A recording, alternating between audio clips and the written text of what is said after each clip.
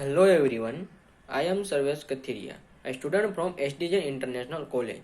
My roll number is 374, Division C. Subject Financial Account. Topic Dependent Branch. Dependent branch. Meaning of dependent branch. When the head office controls the working of a branch elaborately, the branch does not maintain independent books of accounts. Creating books for recording sales, cash receipt and payments etc. are kept by the branch but not the complete set of books of account. The head office will maintain spreads account of all such branches. They may be called dependent branch for convenience of studying their accounting. The silent future of such dependent branches are as under. First, they sell goods supplied by the head office only. They are not allowed to make purchase in the open market, except small local purchase. Second, the head office supply goods to branches either at cost price or at a loaded price.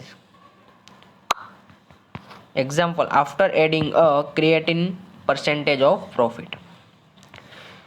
Third, the regular expense of such branches like rent, rates, taxes, insurance, salaries, printing and stationery etc. are paid by the head office. Fourth, the branch is allowed to keep some petty cash to meet the petty expense like category and postage etc.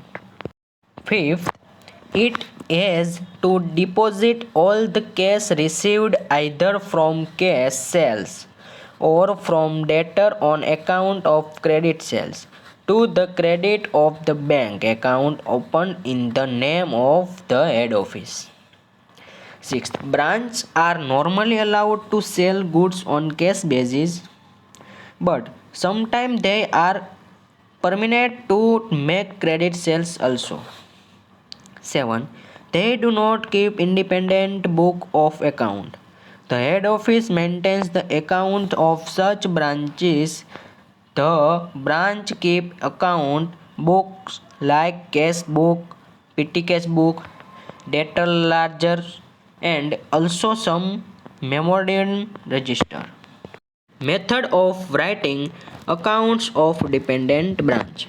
As stated in the previous paragraph, the dependent branch are those which do not perform any accounting work, but the same is done by the head office for the convenience of studying branch accounting.